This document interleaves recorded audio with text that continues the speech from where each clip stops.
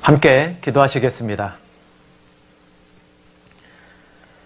사랑과 은혜가 풍성하신 거룩하신 아버지 하나님, 아무 소망 없고 의지할 것 없는 이 광야 같은 인생길에서 저희를 사랑하여 주시고 구원하여 주셔서 영원한 천국의 소망을 갖고 살아갈 수 있도록 은혜 베풀어 주신 것을 진심으로 감사를 드립니다. 저희들 하나님께 받은 이 은혜를 늘 감사하고 이 땅에서 먹든지 마시든지 무엇을 하든지 주를 위해 살아야 되는 것 잘 알고 있지만 저희들 믿음이 연약하다 핑계대고 이 세상 너무나 강팍하다 변명하며 힘들어하고 낭망할 때쯤 늘 말씀으로 형제자매님들과의 교제 속에서 힘을 주시고 위로하여 주시는 것 진심으로 감사를 드립니다.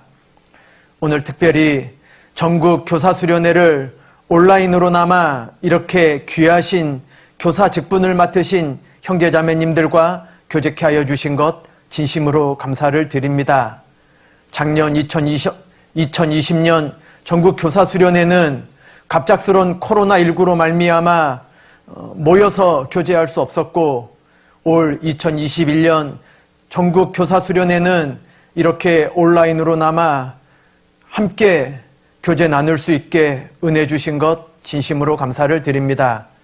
오늘 이 시간 유치부 분반 교사를 맡으신 형제자매님들과 주님께서 허락하신 시간 동안 유익한 교제가 될 수 있도록 함께하여 주시고 들으시는 모든 분의 마음을 열어주시고 전하는 자의 입술 도와주셔서 모쪼록 이 시간이 우리가 코로나19가 언제 종식되든지 간에 우리 사랑스러운 5세, 6세, 7세 아이들을 어떻게 주님을 더더욱 사랑하고 교회 학교를 사랑하게 될까 생각해보는 시간 될 수 있도록 도와주시기를 간절히 부탁드리며 저희를 사랑하시는 예수님 이름으로 기도드렸습니다. 아멘.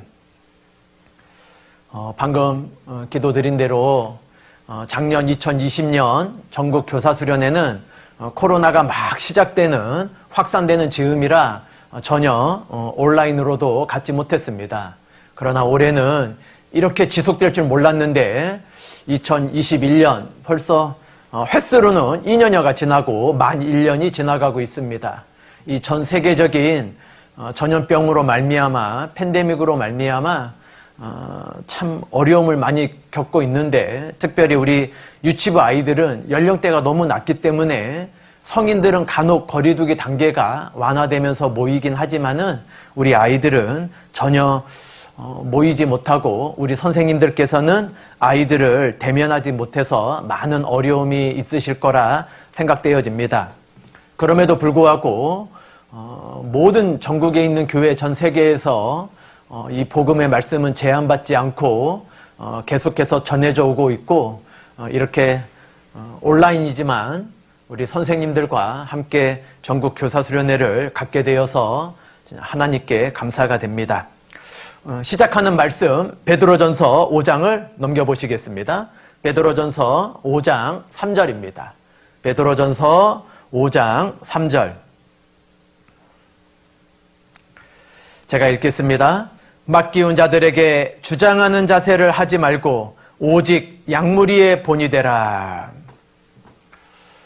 책자를 다 받으셨는가 모르겠는데 아직 저에게도 책자가 도착하진 않았습니다. 이게 온라인으로 사전에 녹화하는 거기 때문에 그래서 제가 페이지를 불러드릴 수는 없는데 우리 유치부 분반 선생님들께서는 우리 지금 오늘 이 해당되는 시간이 유치부 분반교사 시간이기 때문에 해당되는 페이지를 열어보시면은 시작되는 말씀으로 제가 베드로전서 5장 3절을 이렇게 읽어드렸습니다. 우선 첫 번째, 본이 되는 교사가 되기 위해 생각해야 될 것을 좀 교제 나누고 오늘 이 주어진 시간 동안 온라인이지만 지금 한 분도 계시진 않지만 계시다 생각하고 말씀을 드릴 텐데 이렇게 저도 좀 흐트러질 수가 있기 때문에 여러분 갖고 계신 책자, 저에게는 이 유인물을 바탕으로 차례차례 읽어가면서 그리고 설명드리면서 부연 설명 드릴 게 있으면 말씀을 좀 드리도록 하겠습니다. 큰 1번, 본이 되는 교사가 되기 위해 생각해야 할 것입니다. 말하기만 하고 실천하지 않는 사람은 죽은 사람이라고 할 수 있을 것입니다. 말로는 오래 참으라고 하면서 정작 본인은 오래 참지 못하고 교만을 바라고 분함을 드러내고 불편함을 나타낸다면 차라리 아니 말함만 못할 것입니다. 그리스도에게 붙잡힌 삶을 사는 사람, 본이 되는 교사는 성경을 잘 말하는 사람이 아니라 삶을 통해 말한 바를 행하는 사람일 것입니다. 여기 잠깐 칠판을 잠깐 보시죠. 선생님들 뿐만이 아니라 교사들 뿐만이 아니라 이 세상에는 크게 나누면 두 종류의 사람으로 나뉠 수 있다 생각되어집니다. 첫 번째는 평생 살면서 누구나 행동하는 게 있죠. 그런데 그 행동하는 것을 말로 변명하며 살아가는 사람들이 있는 겁니다. 왜 이렇게 늦으셨습니까? 직장에서, 학교에서 너 왜 이렇게 지각을 자주 하냐? 그러니까 결과적인 행동이 있죠. 그 행동을 물어볼 때마다 말로 항상 변명하고 살아가는 사람들이 있습니다. 직장 다니는 분들은 지하철이 막혀서요. 이러면 큰일이죠. 지하철은 항상 제 시간으로 다닐 텐데 차가 막혀서요. 교통이 너무 복잡해서요. 하여튼 사회적으로 공인되어 있는 거짓말 몇 가지 있죠. 그러한 것들을 자기의 행동을 말로 변명하는 사람이 있고, 어떤 사람들은 두 종류라 그랬으니까요. 자기의 말하는 것, 우리 신앙적으로는 기도하고 주님께 서원하는 게 될 수도 있겠죠. 교제에서 간증하는 것도 될 수도 있을 겁니다. 그 말하는 거를 행동으로 증명하고 살아가는 사람들이 있습니다. 주님, 제가 구원받기 전에 천성적으로는 성격이 급하고 오래 참지 못하는 사람이었는데 주님께서 저를 변화시켜 주셨으니 제가 가능한 오래 참도록, 사랑하면 오래 참으라 그러셨으니까 오래 참도록 하겠습니다 라고 말하고 기도한 게 있을 수 있죠. 그거를 살아가는 동안 행동으로 증명해내는 사람들이 있습니다. 인생은 크게 보면 두 종류로 나뉠 수 있을 겁니다. 변명하고 살아가냐, 증명하고 살아가냐. 우리는 마땅히 우리 이번 전국 교사 수련의 본이 되는 교사입니다. 어떠한 연령대 학년기를 가르치는 교사 선생님이시든지 간에 우리가 온 삶으로 말로 가르치는 건 누구나 할 수 있을 겁니다. 그러나 우리의 삶으로 아이들을 주님을 사랑하게, 교회를 사랑하게 그렇게 만들고자 우리가 오늘 이 시간 부여받은 거라 생각되어집니다. 두 번째 인용되어 있는 말씀 보겠습니다. 고린도전서 4장 16절입니다. 그러므로 내가 너희에게 권하노니 너희는 나를 본받는 자가 되라. 그 밑에 설명된 부분입니다. 우리의 훈련된 말이 마음을 여는 것이 아니라 본바를 행하는 우리의 삶이 마음을 열게 만드는 것입니다. 우리의 유치부 아이들은 특히나 더 그럴 겁니다. 선생님들의 말로 마음이 열리고 가르침을 받는 것이 아니라 선생님들의 눈빛, 선생님들의 행동이 그 아이들의 마음을 열고 선생님들의 주님을 대한, 교회를 대한 마음이 이 아이들이 장성한 이후에 주님을, 교회를 대한 마음이 투영돼서 가르치게 될 게 틀림없을 겁니다. 그 밑에 줄입니다. 평상시 누가 찾아오거나 전화가 왔을 때 엄마 없다고 해. 습관적으로 그렇게 거짓말을 했던 엄마가 있었다고 가정해 보시죠. 사춘기가 된 자녀가 습관적으로 거짓말하는 것을 본 엄마가 걱정이 되어서 말을 했답니다. 너 왜 이렇게 친구들에게 거짓말을 하니? 너 왜 이렇게 자꾸 습관적으로 거짓말을 하니? 이렇게 훈계하려 했지만 아이들에게 교육이 되지 않았습니다. 이 아이가 왜 이렇게 거짓말을 잘하는 사람이 되었겠습니까? 생각해 봐야 되겠죠. 그 밑에 단락입니다. 아이 앞에서 교회학교 선생님을 함부로 말하고 비웃던 어느 부모님이 집에서 그렇다는 거죠. 선생님들 앞에서, 교회에서는 누구보다 그리스도인인데 집안에 있을 때에는 좀 편하게, 집안에 있을 때에는 교회에서 비춰지는 모습과 다른 모습으로 비춰질 수 있지 않습니까? 그 얘기입니다. 아이 앞에서 교회학교 선생님을 함부로 말하고 비웃던 어떤 부모님이 아이가 장성한 후에 구원 여부도 확신할 수 없게 되고 교회를 떠나 사는 모습을 보면서 네가 어쩌다가 이렇게 되었냐? 왜?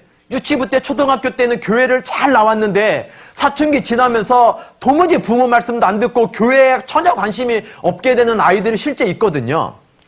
근심하며 눈물 짓게 되었습니다. 왜 이렇게 되었을까? 아주 어린 나이 때부터 교회학교 선생님을, 교회학교의 머릿돌 참빛의 가르침을 쉽게 생각했던 겁니다. 머릿돌 한번 같이 해주지 않고 아이가 교회 가는 거 성실하게 습관 들여주지 않았을 때 나중에 아이가 청년에 가면, 성인이 되면 저절로 부모님처럼 신앙생활 잘할 거라 믿었겠지만 그렇지 않을 수 있다는 겁니다. 어떤 경우든 우리 부모님들의 태도가 아이들의 가장 효과적인 교사 역할을 한다는 것을 잊으시면 안 됩니다.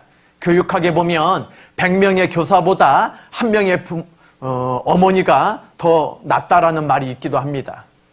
자녀들은 부모의 언행을 따라한다라는 걸, 저절로 본을 받게 된다는 걸 잊지 마시고 우리 선생님들도 가르치는 유치부 아이들에게 본이 되는 삶을 사셔야 되겠지만 기회가 되는 대로 이 코로나19가 끝나게 되면 학부모님들과 연계교육을 정해져 있는 교회학교 일정 속에 학부모 교재라는 게 있죠. 학부모 간담회도 있고 그 시간뿐만이 아니라 여러 가지 문자나 카톡이나 아니면 주일날 교회당에서 만나게 되셨을 때 특별한 목적을 갖고 만나는 일뿐만이 아니라 그 가르치고 있는, 분반을 맡고 있는 아이의 부모님들과 자주 교제를 나누다 보면은 이 어렸을 때 부모님의 모습, 이 교사의 모습, 어른들의 비춰지는 모습이 아이들에게 우리가 생각하는 것 이상으로 많은 영향을 끼치게 된다. 이러한 것들을 교제에 나갈 수 있다면 참 좋을 거라 생각되어집니다.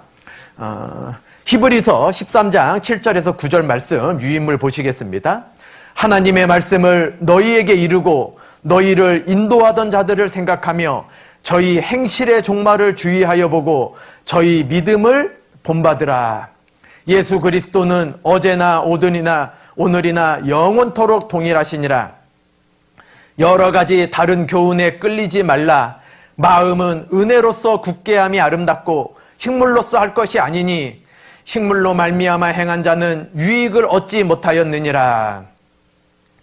새학기 반 배정하는 날 우리는 335 모여 담임 선생님을 너무 잘 만났다고 좋아하거나 혹은 올 1년 어떡하냐, 무서운 선생님인데 잘못 만난 것 같다며 서로 위로를 주고받은 시절이 기억나시는지 모르겠습니다. 우리 선생님들 학창시절 말씀드리는 겁니다. 혹은 좋아하거나 재미있는 선생님이라면 조금 더 수업을 열심히 듣게 되고 평소에 좋아했던 과목인데 선생님의 수업 방식과 잘 맞지 않는다면 흥미가 떨어지고 수업을 잘 듣지 않게 되는 경험도 아마 우리 선생님들은 학교 다니셨을 때 갖고 계시리라 생각되어집니다. 그 밑에 단락입니다. 우리는 1페이지 본이 되는 유치부 분반교사 제일 첫 페이지입니다. 우리는 맨 마지막 단락. 우리는 이렇게 학교 안에서 작지만 소중한 교육의 책임감, 교사라는 직업에 대한 사명감을 느낄 수 있습니다. 누군가를 가르친다는 것, 혹은 단순히 가르치는 것뿐만 아니라 학생들을 바른 길로 이끄는 것 또한 교육의 일종이라고 할 수 있습니다. 우리 교사는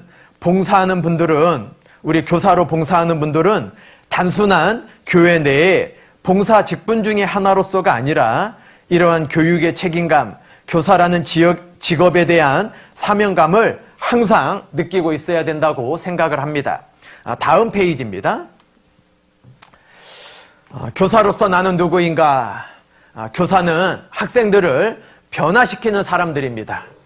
교사는 단순히 학생들을 가르치는 사람이 아니라 지식을 전달하는 사람이 아니라 지식을 가르치고 전달함으로 영향을 주고 설득하고 변화시키는 사람이 교사들이라고 말할 수 있겠습니다.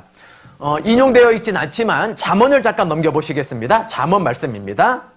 잠언 25장입니다. 잠언 25장 16절 말씀입니다.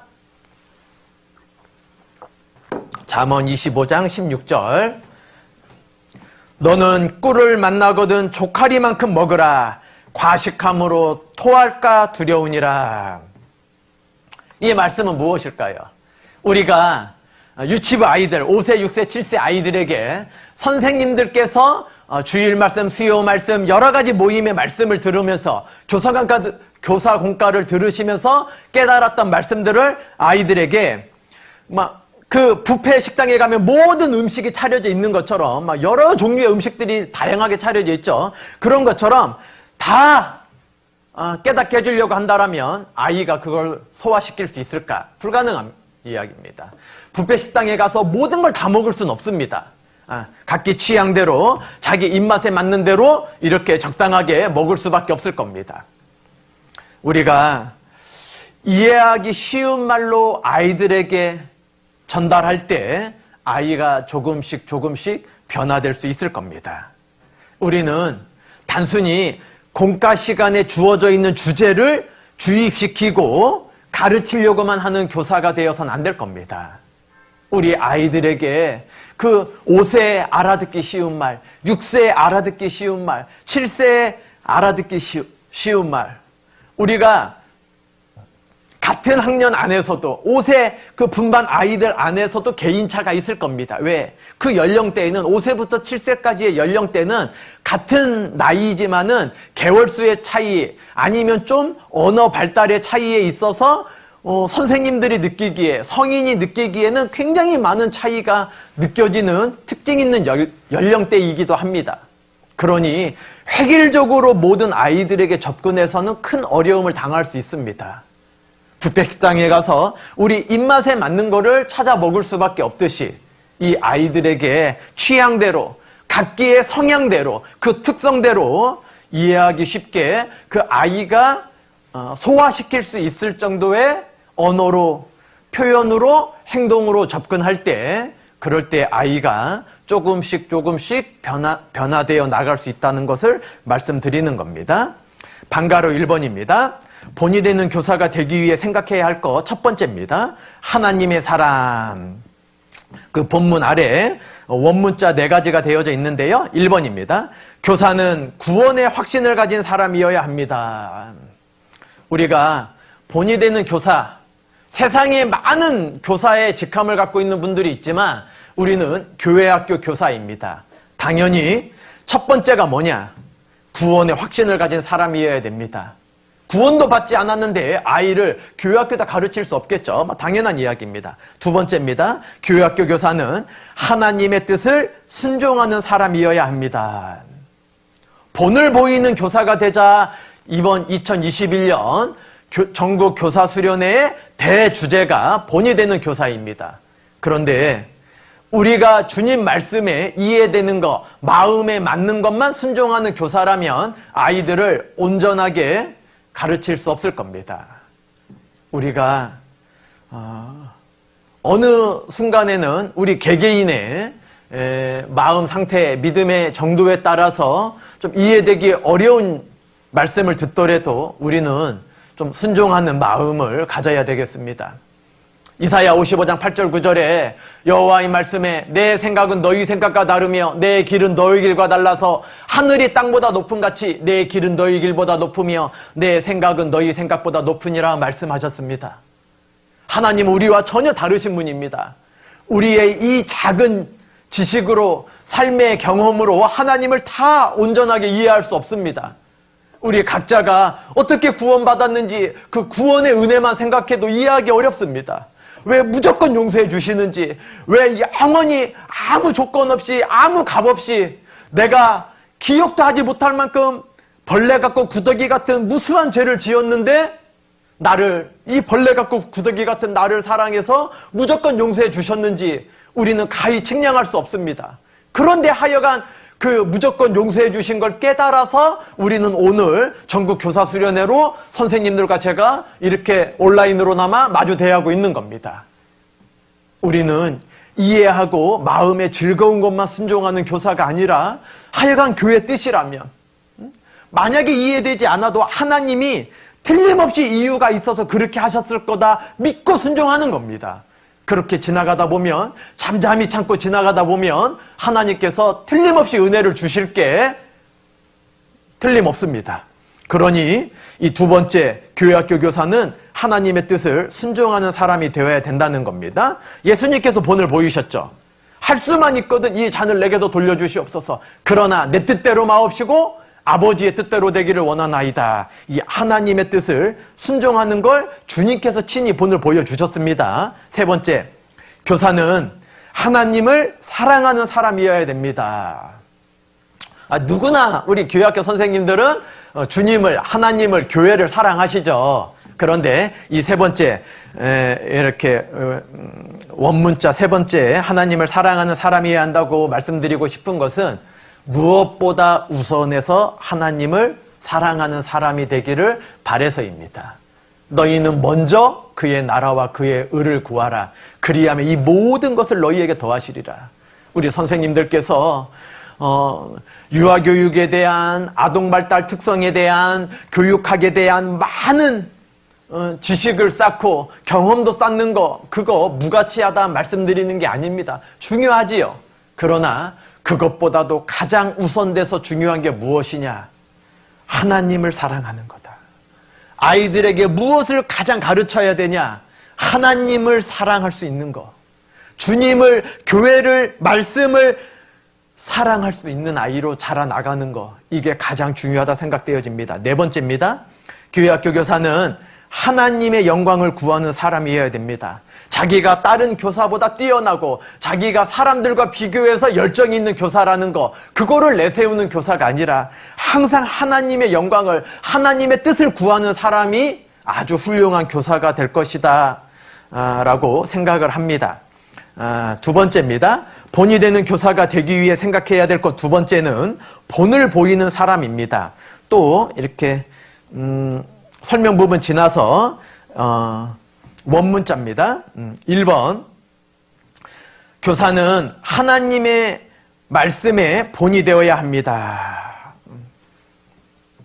우리 선생님들이 결국은 이 말씀으로 아이들이 구원을 받아야 되기 때문에 너희에게 전한 복음이 이 말씀이라 말씀하셨죠. 그렇기 때문에 우리 아이들이 하나님 말씀에 본이 되어야 되는데, 아이들에게 비난하고 똑바로 앉아있지 못하다, 공과 시간에, 유치부 아이들 연령대니까요, 선생님의, 어떤 전도사님의, 목사님의 그 코로나19가 종식되면, 이제 교회에 오게 되면, 공과 말씀을 듣게 될 텐데, 아이들 힘들어 하죠. 예? 재미있는 이야기도 뛰어다닐 수 있는 아이들인데, 공과 시간, 그렇게 주어진 시간 동안 앉아있는 거, 보통 어려운 일이 아닐 겁니다.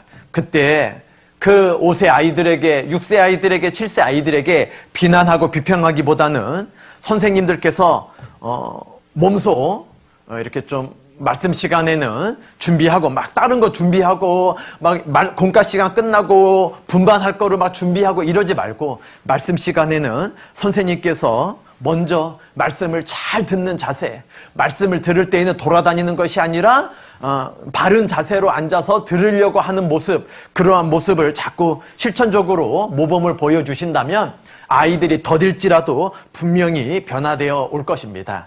두 번째입니다. 교회학교 교사는 학생이 말하는 대로 행하지 않고 보는 대로 행한다는 것을 알아야 합니다.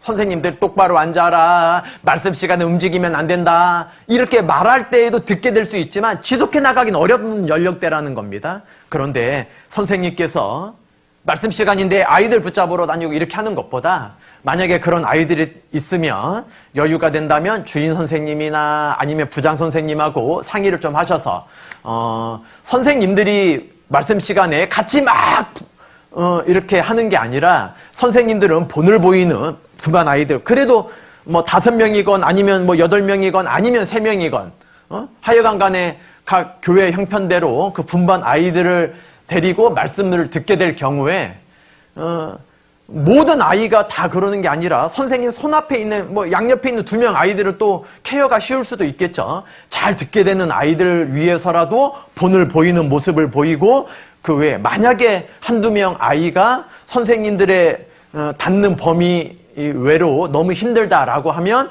다른 선생님들께 도움을 구해서 부장님이나 아니면 이렇게 교무 선생님들에게 도움을 구해서 그 말씀 시간을 어떻게 지혜롭게 아이들에게 바른 모습을 모범을 보일까라는 걸 교제해 나가면 좋겠다는 겁니다.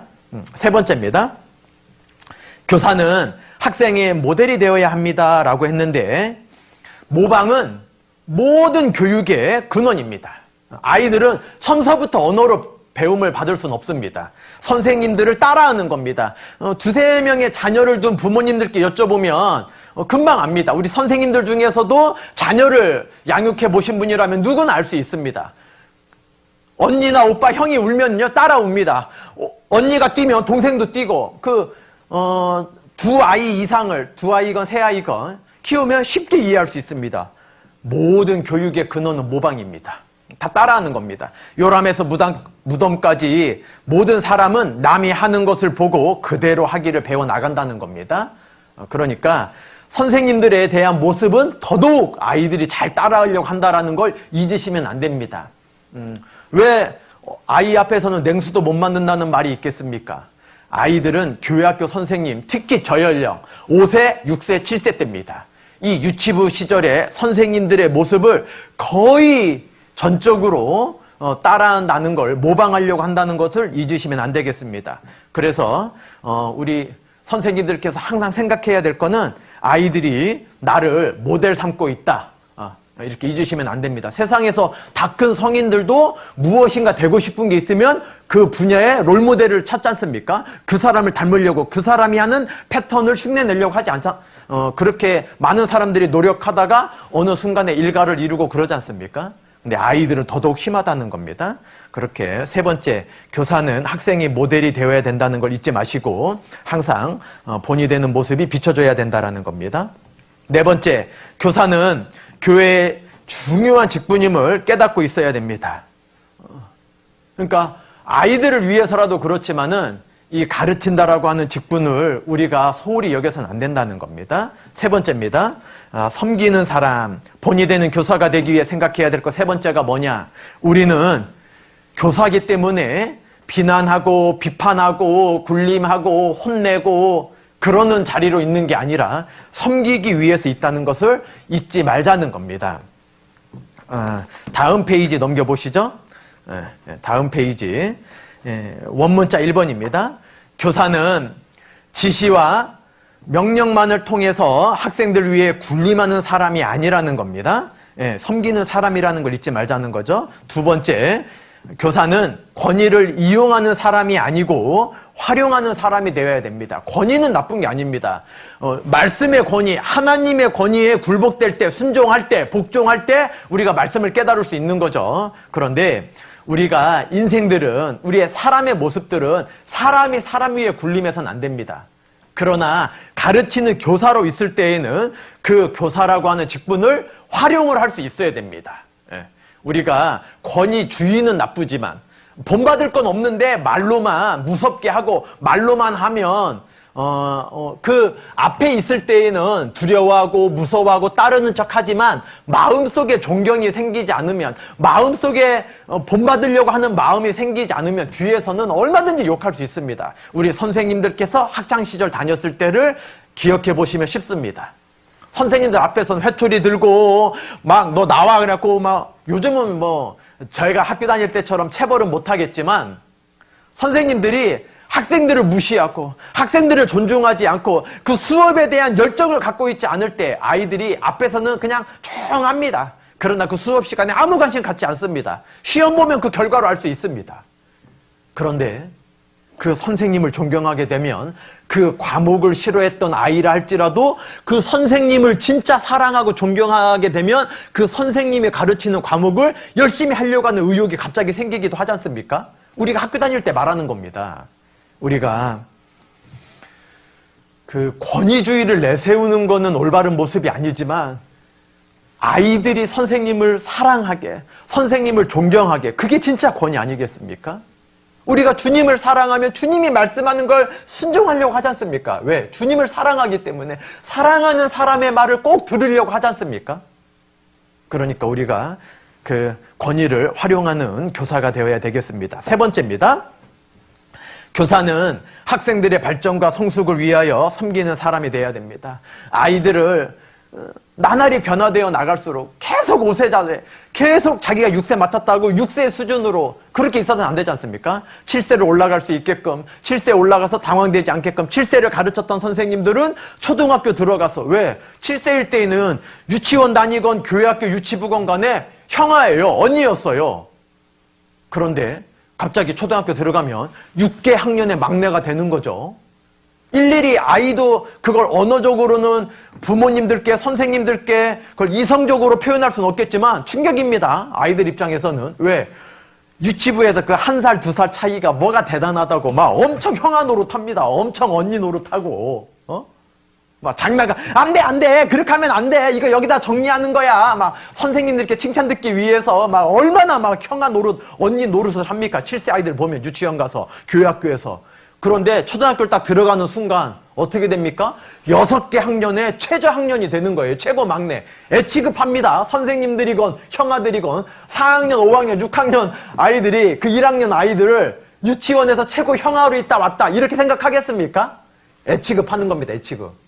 최고 형아였는데, 유치원에서 최고 언니였는데.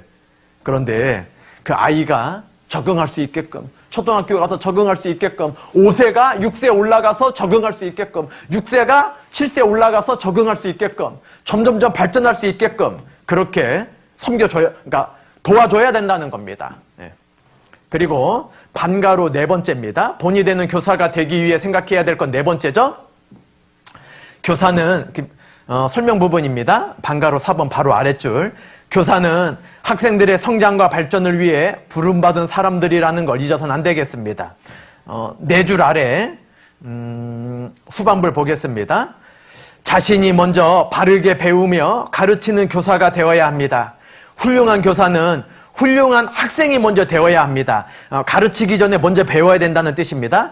교회학교 교사가 먼저 훌륭한 학생이 되지 않고서는 어디냐면 반가로 4번의 밑에 달락, 그러니까 반가로 4번의 설명 부분 맨 아랫줄입니다. 교회학교 교사가 먼저 훌륭한 학생이 되지 않고서는 훌륭한 교사가 될 수 없음을 직시해야 됩니다. 우리 선생님들은 가르치고자 하는 것 이상을 알아야 됩니다. 왜냐하면 만일 자기가 가르치는 것 이상을 알고 있지 못하다면 항상 내가 알고 있는 것 이하로만 가르치게 됩니다. 아주 작은 거를 분반 시간에 공과에 주어진 거를 아주 한 가지 주제를 가르치기 위해서도 너무나 많은 거를 미리 묵상하고 기도하고 있어야 됩니다. 쉽게 설명하자면 만약에 선생님들이 아이들에게 100을 가르치고 싶어서 100을 먼저 들으시고 공부하시잖아요. 그 분반 시간에 아니면 가르치는 시간에 딱 쓰면 절대 100을 가르칠 수 없습니다. 저처럼 이렇게 원고가 딱 준비되어져 있는 것도 아니고, 예? 선생님들과 제가 이 책자로 매년마다 전국 교사 수련회는 책자가 준비되어져 있지 않습니까? 그 책자를 바탕으로 하니까 밑줄 칠 건 밑줄 치고 여백에 좀 선생님들이 메모할 건 메모해가면서 복습도 하시고 늘 곁에 두시고 말씀과 함께 아이들한테 도움받고자 하는데도 2달만 지나고 1년이 아니라 2달이 지나고 아마 2주가 지나도 내가 공부한 거지만 잊어버릴 수 있습니다. 이 전국교사 수련회 시간에 했던 거를 아마 다다음 주간에 분반 시간에 해봐라 그러면은 1시간 같이 들었던 거를 전혀 못합니다. 30분도 말하기 어려울 겁니다. 원고를 저도 들고 읽지 않는다면. 우리가 교사일 때에는 내가 아이에게 뭔가 가르쳐 주려고 하면은 100을 가르쳐 주고 싶으면 150을 먼저 막 공부하지 않으면 100 가르쳐 주기 어렵습니다. 내가 100을 가르치기 위해 100만 공부하면 아이에게 50 가르치면 잘 가르치게 될 겁니다. 60 가르치면 대단한 선생님일 겁니다. 우리가 항상 가르치는 것 이상을 늘 배우지 않으면 우리가 어떠한 공과 시간이든지 주일 말씀, 수요 말씀, 모든 모임의 말씀, 특히 교사공과, 한 주 앞서서 교사공과를 우리가 늘 듣지 않습니까? 해당되는 그 분반 시간 아이들 만나기 전에 한 주 전에 교사공과가 항상 있습니다. 그리고 교회학교 홈페이지에는 1년의 공과가 올려져 있기도 하죠. 물론 한 주 앞서 듣기도 하지만은. 그런데 그거를 충분히 듣지 않으면 일주일밖에 되지 않았는데도 아이들 만날 때 당황될 수가 있습니다. 항상 우리가 먼저 충분히 배우지 않으면 절대 아이들을 가르칠 수 없다라는 겁니다. 원문자 1번입니다. 방가로 4번의 1번. 교사는 학생의 변화를 추구하는 사람이어야 됩니다. 매일 똑같이 매일 아이들을 만나는데 아이들이 매일 그냥 그 모양이면 안 되지 않습니까? 변화되는 아이가 될 수 있도록 도와주는 성장을 추구하는 교사가 되어야 된다는 거죠. 2번입니다. 교회학교 교사는 학생이 정체되지 않고 성장할 수 있도록 이끌어 주어야 합니다. 왜냐하면 어렸을 때 유치부 시절에 가르치지 않다가 나중에 중고등학교 가고서 가르치려고 하면 매우 어렵게 되기 때문입니다. 이 유치부 때 구원받긴 어렵지만 교회 오는 걸 좋아하고, 유치부 때 말씀 듣는 걸 좋아하고, 유치부 때 교회학교 선생님을 좋아하고 아주 중요한 시간으로 생각하게, 교회를 사랑하게 만들어준다면 나중에 중고등학교 시절, 초등 고학년 때, 4, 5, 6학년 때 구원받는 밑바탕이 될 게 틀림없을 겁니다. 교육은 빠를수록 좋다는 건 누구도 부인할 수 없습니다. 교육은 나중에 하는 게 아니라, 알아들을 때 하는 게 아니라 빠를수록 좋다라는 겁니다. 그러니까 교육 중에 가장 중요한 교육이 무엇입니까? 태교입니다. 태교. 교육은 빠를수록 좋으니까. 그러니까 좋은 생각만 하고 좋은 것만 보고 좋은 소리만 들으려고 하지 않습니까? 세상으로는 막 헤비메탈 음악을 듣는 게 아니라 클래식 음악. 클래식 음악의 대부분은 주님을 찬양하는 노래죠. 클래식의 대부분은 하나님의 영광을 노래하는 겁니다. 그런데 우리가 교육은 빠를수록 좋다라는 거. 교회학교에서 유치부 이 5세, 6세, 7세의 교육은 아무리 강조해도 지나치지 않습니다. 방가로 4번의 3번입니다. 교사는 더 큰 성장과 성숙을 추구해야 됩니다. 왜요? 선생님이 먼저 성장하지 않으면 아이들의 성장을 도와줄 수 없기 때문입니다. 방가로 5번입니다. 본이 되는 교사가 되기 위해 생각해야 될 5번째는 무엇이냐? 열정적인 사람이 되어야 된다라는 겁니다. 단락 아래에 원문자 1번입니다. 교사는 열정이 있어야 변화의 원동력을 제공할 수 있습니다. 두 번째, 교사는 열정을 가지고 동기부여를 공급해 주어야 합니다. 세 번째, 교사는 긍정의 열정을 가지고 있어야 합니다. 이렇게 말씀을 드렸는데, 인용되어 있지 않지만은, 인용은 베드로전서 5장을 인용해 놨는데, 열왕기 하를 잠깐 넘겨보시겠습니다. 책자에는 없기 때문에 직접 찾으셔야 됩니다. 열왕기 하 4장입니다. 열왕기 하 4장 29절부터 36절까지입니다. 열왕기 하 4장 566페이지입니다. 구약성경 566페이지. 열왕기 하 4장입니다. 29절. 열왕기 하 4장 29절부터 36절까지입니다. 엘리사가 게하시에게 이르되 내 허리를 묶고 내 지팡이를 손에 들고 가라. 사람을 만나거든 인사하지 말며 사람이 내게 인사할지라도 대답하지 말고 내 지팡이를 그 아이 얼굴에 놓으라. 아이의 어미가 가로되 여호와의 사심과 당신의 혼의 사심을 가리켜 맹세하노니 내가 당신을 떠나지 아니하리이다. 엘리사가 이에 일어나 여인을 쫓아가니라. 게하시가 저희에 앞서가서 지팡이를 그 아이의 얼굴에 놓았으나 소리도 없고 듣는 모양도 없는지라. 돌아와서 엘리사를 맞아 가로되 아이가 깨지 아니하였나이다. 엘리사가 집에 들어가 보니 아이가 죽었는데 자기의 침상에 눕혔는지라. 들어가서는 문을 닫으니 두 사람뿐이라. 엘리사가 여호와께 기도하고 아이의 위에 올라 엎드려 자기의 입을 그 입에, 자기 눈을 그 눈에, 자기 손을 그 손에 대고 그 몸을 엎드리니 아이의 살이 차차 따뜻하더라. 엘리사가 내려서 집 안에서 한번 이리저리 다니고 다시 아이 위에 올라 엎드리니 아이가 7번 재채기하고 눈을 뜨는지라. 엘리사가 게하시를 불러서 저 수넴 여인을 불러오라 하니 곧 부름에 여인이 들어가니 엘리사가 가로되 내 아들을 취하라. 너무나 유명한 수넴 여인이 엘리사를 잘 공개했지 않습니까? 방을 꾸미고 침상도 준비하고 그 책상도 준비하고. 그래서 이 아들이 자녀가 없는 이 가장 소원이 무엇겠어요? 재물도 있었기 때문에 엘리사를 잘 하나님의 사람을 잘 공개한 거 아닙니까? 그런데 이 아들을 낳게 해줬습니다. 그런데 이 아이가 죽은 거예요.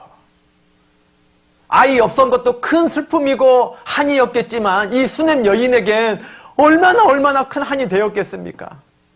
그런데 이 엘리사가 이 게하시를 자기의 능력의 지팡이 그걸 주어서 보냈습니다. 보낸 거는 뭐 게하시가 엘리사가 게하시 달리기 시험하려고 보낸 거겠습니까? 아닙니다.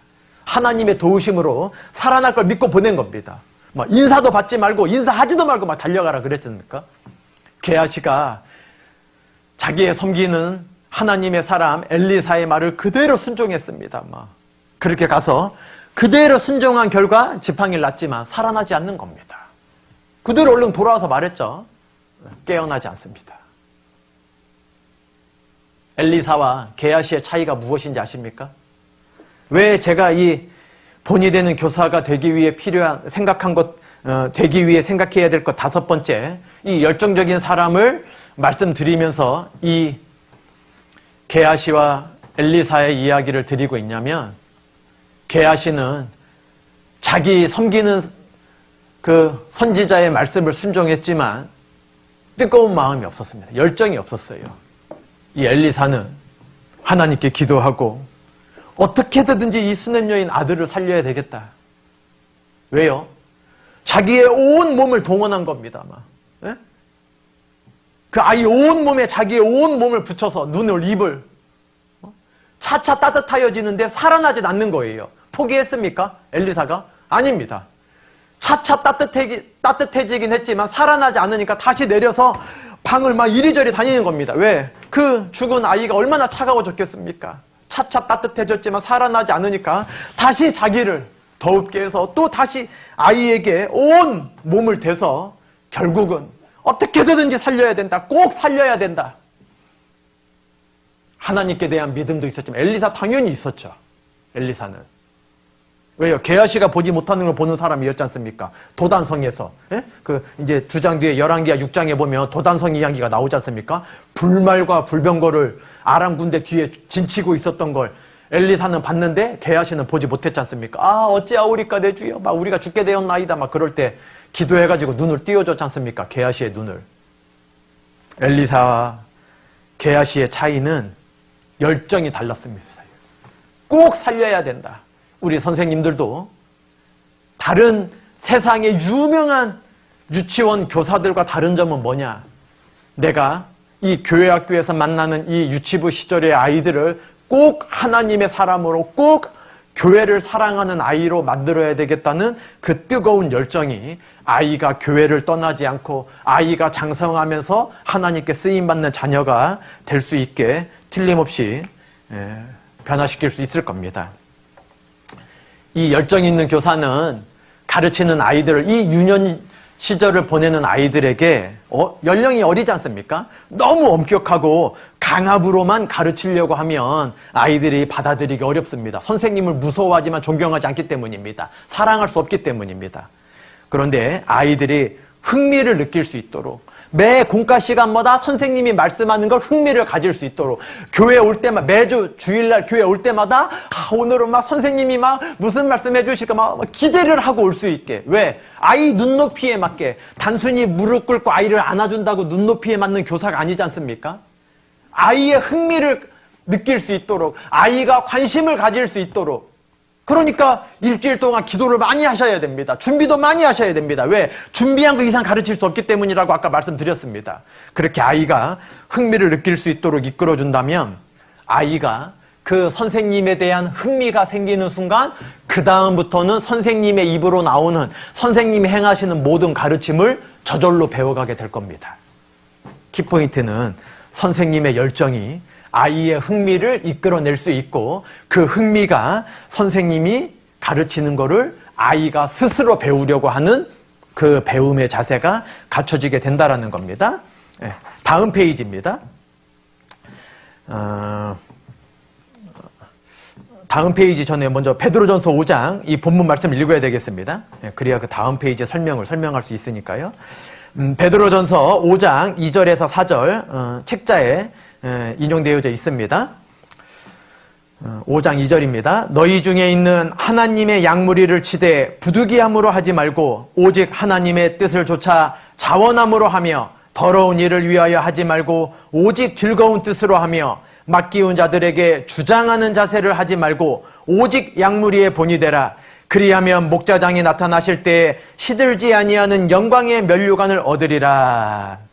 다음 페이지에 보시면 이 양무리의 본이 되기 위해 해야 할 것 3가지와 하지 말아야 할 것 3가지를 이 베드로전서 5장 2절에서 4절까지 말씀하고 있다라는 겁니다. 이 베드로전서 5장 말씀에 본이 되는 교사가 꼭 해야 될 것 3가지, 그리고 절대 하지 말아야 될 것 3가지가 말씀되어져 있다라는 겁니다.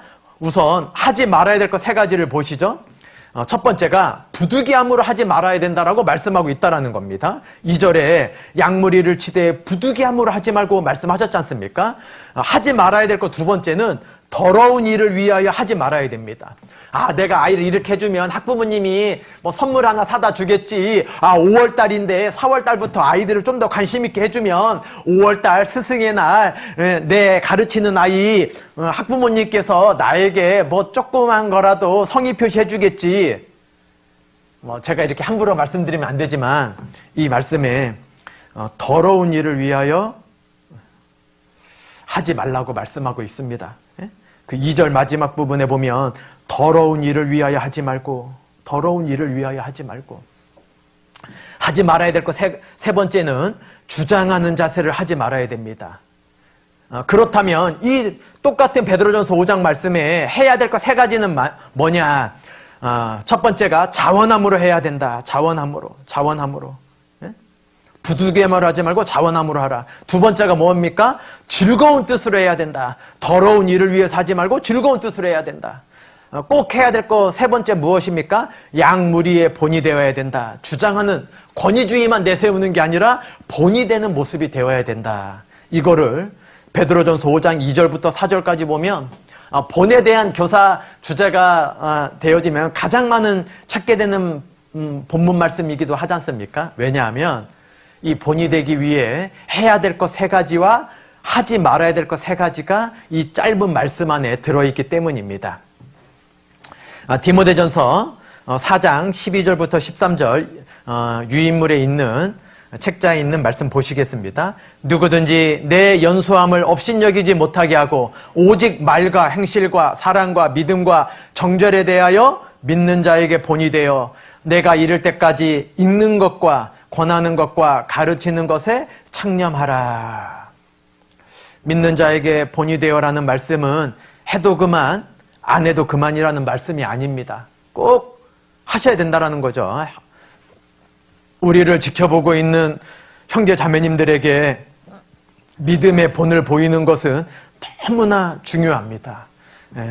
실천적인 교육의 모습은 타인의 행동이나 생활에 강한 영향력을 발휘하게 될 겁니다. 우리의 말로 가르치는 게 아니라 우리의 행함이 너무나 많은 영향력을 미칠 수 있다는 걸 잊지 마시기 바랍니다. 큰 2번입니다. 책자의 중간 부분. 본이 되기 위해 필요한 것. 본이 되기 위해 필요한 것 첫 번째는 방가로 1번 하나님 은혜입니다. 고린도전서 15장 9절에서 10절입니다. 나는 사도 중에 지극히 작은 자라. 내가 하나님의 교회를 핍박하였으므로 사도라 칭함을 받기에 감당치 못할 자로라.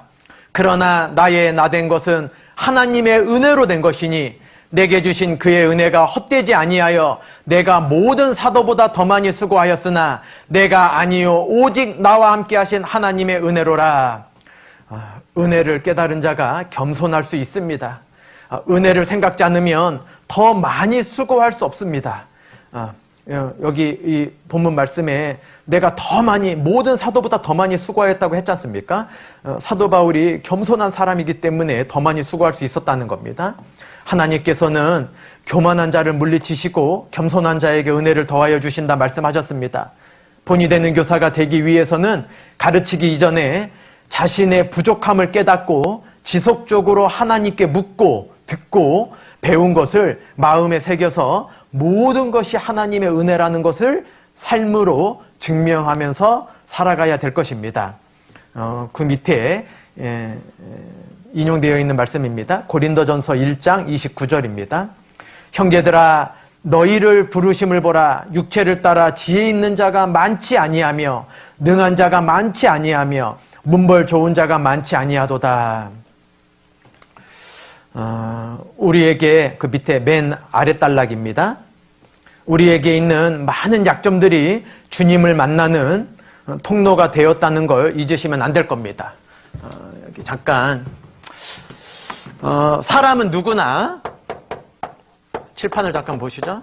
약점이 있을 수밖에 없는데 이 약점을 누구나 우리가 다 부족하지 않습니까? 이 말씀해 주신 대로 우리가 내세울 게 없는, 육신적으로 내세울 게 없는 연약한 인생들인데 이 약점을 누구나 갖고 있는데 약점에 따라서 약점 때문에 자기 삶이 실패했다고 좌절하고 낙담하는 사람들이 있습니다. 그런데 이 약점 때문에 오히려 성공할 수 있는 바탕이 되었다고, 신앙적으로는 성장했다고 생각하는 사람들도 있는 겁니다.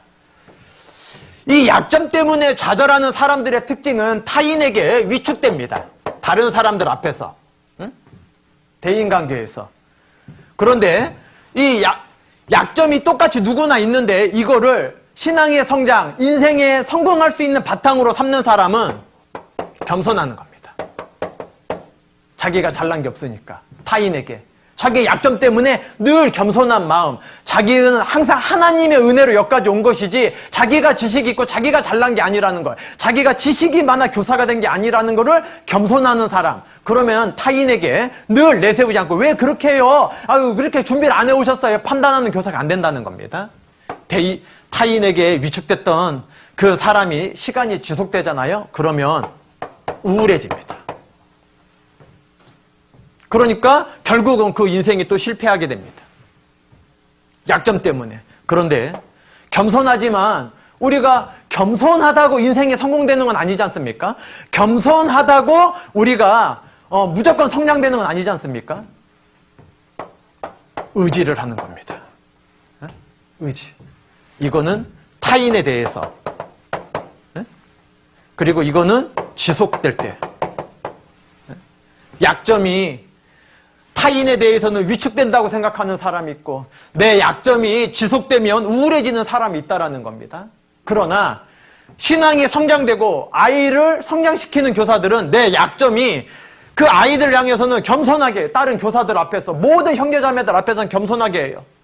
나의 약점이. 그리고 그 약점이 지속될 때에는 더더욱 하나님을 의지해요. 왜 계속 그 약점하다고 하나님이 많은 거를 채워주지 않는다 스스로 자꾸 겸손해지면 자꾸 더더욱 의지할 수밖에 없어요. 그러면 하나님을 의지하는 순간 하나님께서는 겸손한 자에게 뭘 더해 주신다고요? 은혜를 더해 주시니까. 사도 바울이 어떻게 말했습니까? 나의 나된 것은 하나님의 은혜로 된 것이니. 그래서 어떻게 했습니까? 내가 모든 사도들보다 어떻게 해요? 더 많이 수고하였으니. 왜? 자기가 너무나 연약한 자니까. 너무나 부족한 자니까. 하나님을 의지하면서 더더욱 노력하니까 더 많이 수고하고 결국은 그것이 성장하고 결국은 인생에서도 성공하는 삶이 된다는 겁니다. 그런데 그 똑같은 약점을 항상 타인 앞에서 나는 시간을 많이 못 내고 나는 세상에 학력이 높지 못하고 나는 성격이 좋지 못하고 나는 따뜻한 마음이 좀 부족하고 늘 위축되기만 생각해요. 아이들 앞에서도. 형제자매님들, 학부모님들 앞에서도. 그러니까 그게 지속되면 우울해요. 교사 직분조차도 감당하기 어렵게 돼요. 똑같은 약점인데 왜 이렇게 전혀 상반된 결과를 나오게 되냐는 겁니다. 우리 각자에게 달려있다는 겁니다. 어떻게 할 것인가? 다음 페이지를 넘겨보시죠. 다음 페이지입니다. 맨 위에 단락입니다. 연약함으로 낭망하고 약점 때문에 좌절하고 있는 사람들에게 하나님의 은혜와 위로를 소망하고 바라볼 수 있도록 도와주어야 합니다. 누가? 우리 선생님들이. 같이 낙담하면 안 된다는 겁니다. 같이 약점에 위축되어 있으면 안 된다는 겁니다. 도와줘야죠, 그런 아이들을.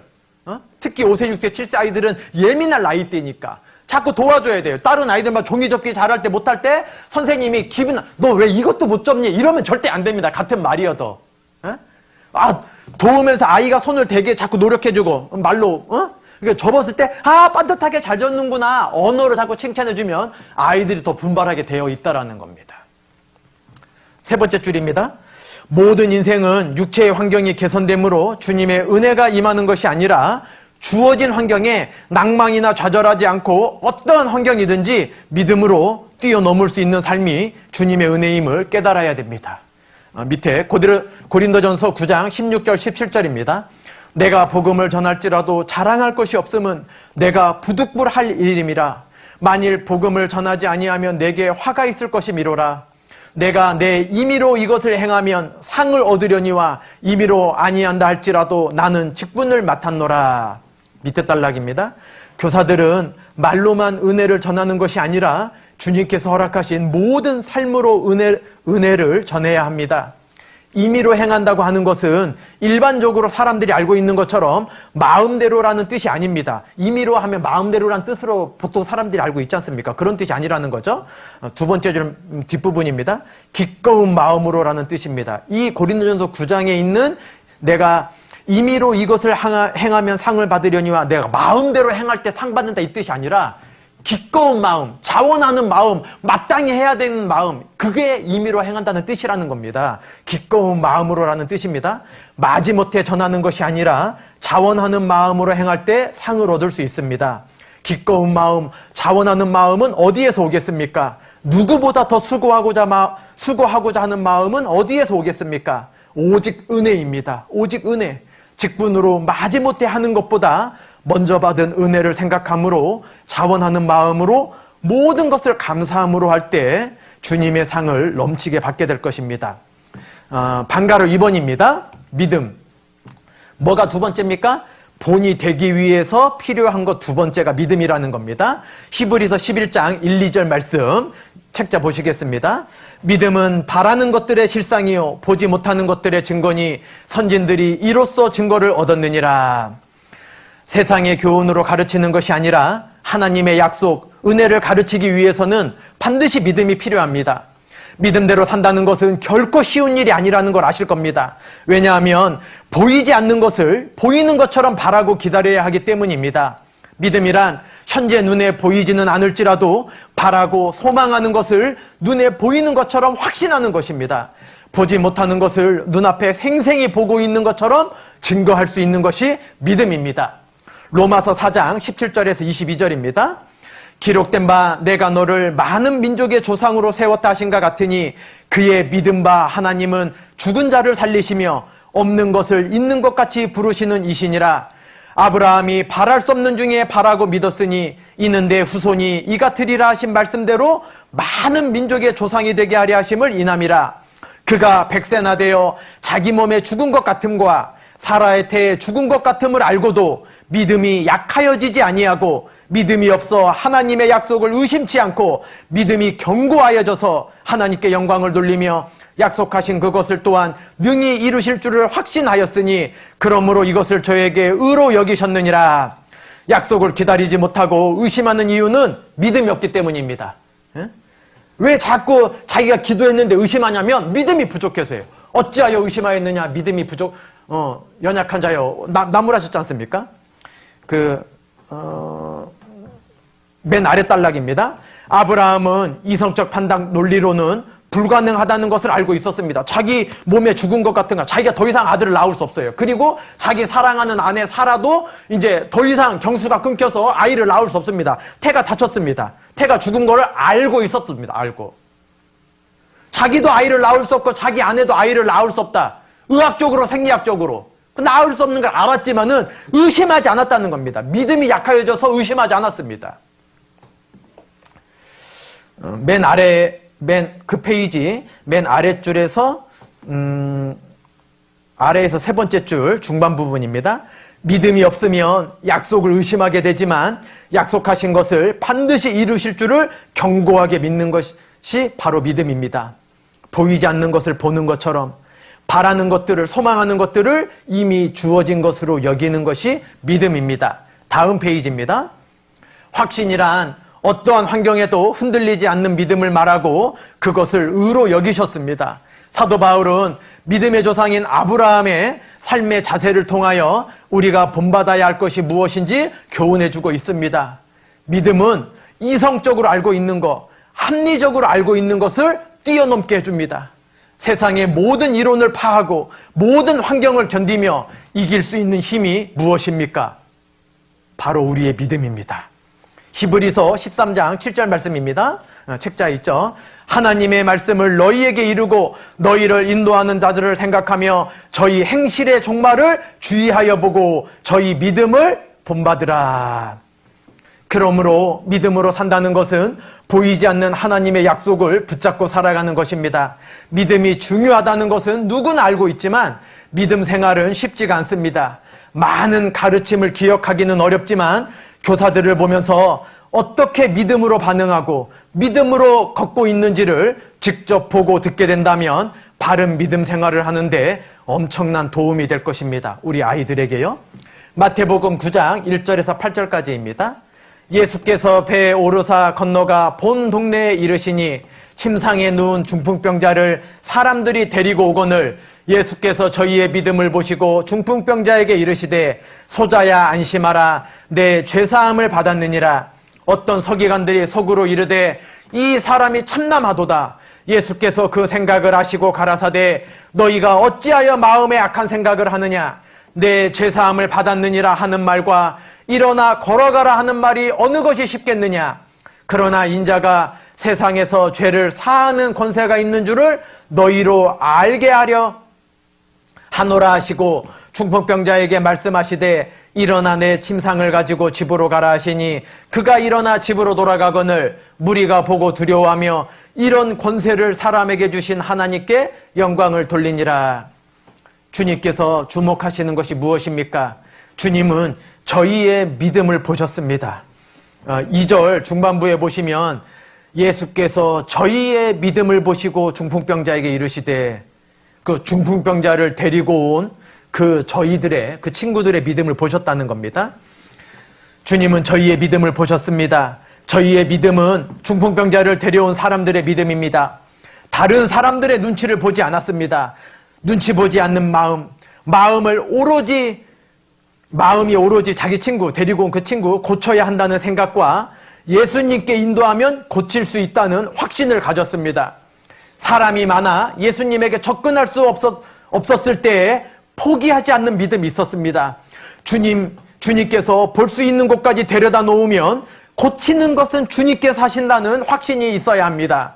주어진 환경에 낙담하거나 포기하지 않고 막 사람들이 너무 많으니까 막 주님 앞에 데려놓을 수 없었잖아요. 끝까지 지붕에 올라가 지붕을 뜯어서 달아내렸습니다.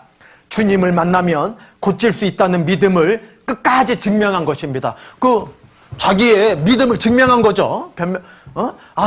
내가 친구야, 내가 너를 이 중풍병을 고쳐주고 싶지만 예수님을 만나면 고칠 수 있다는 소문이 있었지만 너무나 많아서 그 집에 들어갈 수가 없었다. 미안하다, 친구야. 이렇게 변명한 게 아니에요. 환경을 탓하지 않았어요. 막 사람들 눈치 보지 않고 막 지붕을 뜯어서 그 지붕 갖다 무너지러 가고 하는 거죠. 왜요?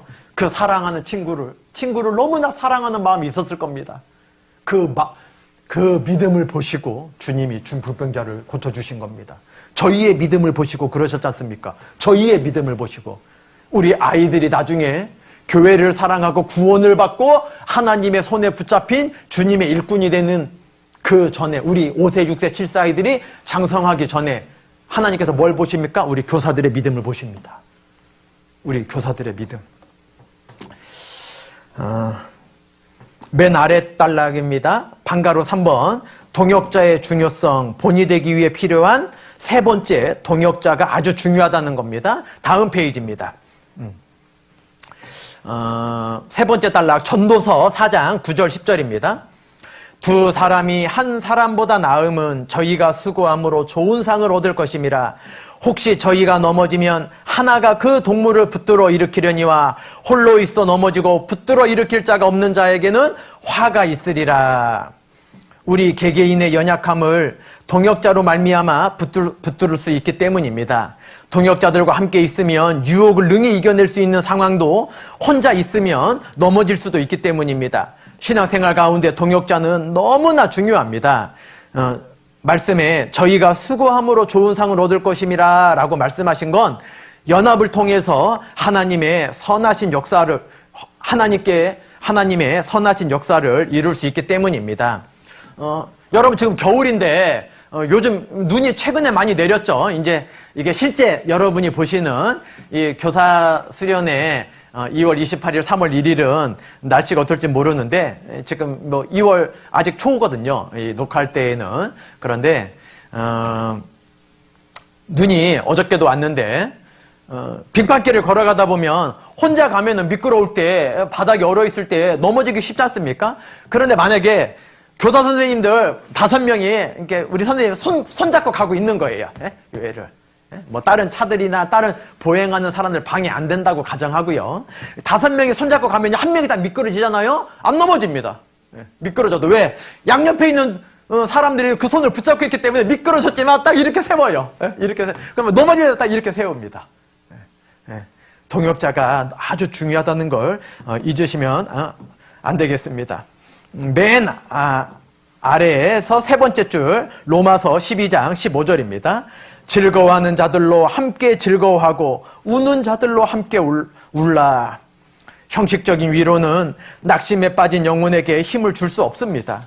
신앙생활은 말로만 되는 것이 아닙니다. 말로만 하고 몸으로 행동하지 않으면 영향력을 미칠 수 없습니다. 우리가 있어야 하는 곳에 마음과 생각뿐 아니라 몸도 가 있어야 참된 동역자라고 말할 수 있을 겁니다. 다음 페이지입니다. 세상과의 전쟁은 말로 하는 것이 아니라 몸으로 하는 것입니다. 그 밑에 있는 단락은 좀 읽어보시고요. 이제 시간 내에 해야 되기 때문에. 네 번째입니다. 방가로 4번 사랑. 본이 되기 위해 필요한 건 네 번째는 사랑입니다. 사랑. 고린도전서 13장 1절에서 3절까지 내가 사람의 방언과 천사의 말을 할지라도 사랑이 없으면 소리나는 구리와 울리는 꽹과리가 되고 내가 예언하는 능이 있어 모든 비밀과 모든 지식을 알고 또 산을 옮길 만한 모든 믿음이 있을지라도 사랑이 없으면 내가 아무것도 아니요 내가 내게 있는 모든 것으로 구제하고 또 내 몸을 불사르게 내어줄지라도 사랑이 없으면 내게 아무 유익이 없느니라. 밑에 단락입니다. 성경에서 말씀하고 있는 사랑이라는 단어는 우리가 살고 있는 세상과 문화가 가르쳐주는 감정적인 사랑과 근본적으로 차이가 있습니다. 성경에서 말씀하시는 사랑은 나의 감정이 어떠하냐를 떠나서 상대방의 안위를 위하여 스스로를 희생시키는 것에서 그 특징이 나온다고 말할 수 있습니다. 여기 책자에는 없지만 로마서 16장을 잠깐 보시겠습니다. 로마서 16장입니다. 로마서 16장 3절 4절입니다. 로마서 16장 3절 4절. 로마서 16장 3절 4절입니다.